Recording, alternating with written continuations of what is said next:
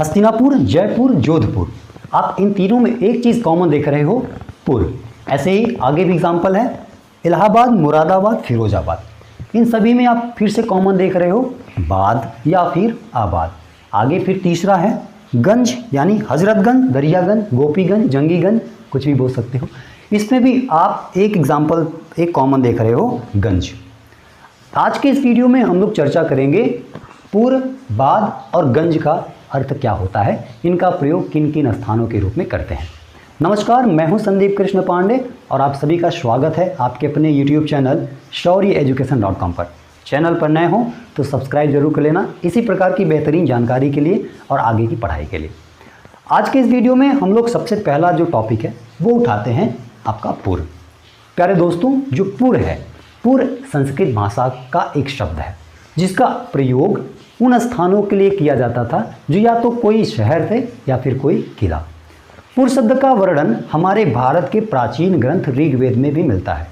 ऋग्वेद का जो निर्माण हुआ था वो हुआ था 1500 ईसा पूर्व, यानी आज से लगभग 3500 वर्ष पूर्व।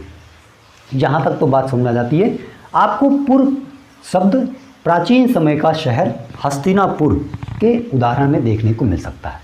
जैसे जैसे समय बीतता गया, आगे पुर का प्रयोग राजा महाराजा अपने नाम का प्रख्यात करने के लिए या अपने नाम का विस्तार करने के लिए प्रयोग करने लग गए।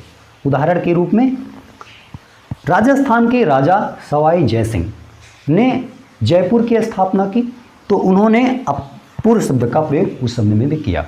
ठीक है, क्योंकि उनका नाम सवाई जय सिंह था, तो जय के नाम के अंत में क्या लगा दिया, पुर, और शहर का नाम पड़ गया जयपुर, जिसे हम इंग्लिश में पिंक सिटी भी कहते हैं। यहाँ तक तो बात समझ आ गई। आगे जोधपुर है। जोधपुर भी राजस्थान के राजा थे जिनका नाम था जोधराज। उन्होंने इस शहर की स्थापना की और उस नाम के आगे, अपने नाम के आगे पुर लगा दिया। तो ये तो बात हो गई पुर शब्द और उसका अर्थ। कैसी लग रही है वीडियो, कमेंट सेक्शन में बताना। आगे दूसरा शब्द है हमारा बाद या फिर आबाद। कई शहर ऐसे हैं जिनके नाम के अंत में बाद या फिर आबाद लगता है। उदाहरण के रूप में यहाँ पर लिखा पड़ा है इलाहाबाद, मुरादाबाद और फिरोजाबाद। समझते हैं बाद शब्द का जो हिंदी अर्थ होता है। बाद शब्द एक फारसी शब्द है, फारसी शब्द जिसका अर्थ है पानी। यानी बाद उन शहरों या उन स्थानों के लिए प्रयोग किया जाता था जो या तो किसी नदी के किनारे स्थित थे, यानी ऐसे स्थान के लिए प्रयोग किया जाता था जो नदी के किनारे स्थित हों और वहाँ पर रहने की व्यवस्था हो, कृषि किया जा सके, पीने योग्य पानी उपलब्ध हो सके। आपको जानकर हैरानी होगी कि आप हिस्ट्री उठा करके जब देखेंगे तो कोई भी शहर या कोई भी सभ्यता जब आप देखेंगे तो ज़्यादातर वो नदियों के किनारे देखने को मिलते हैं।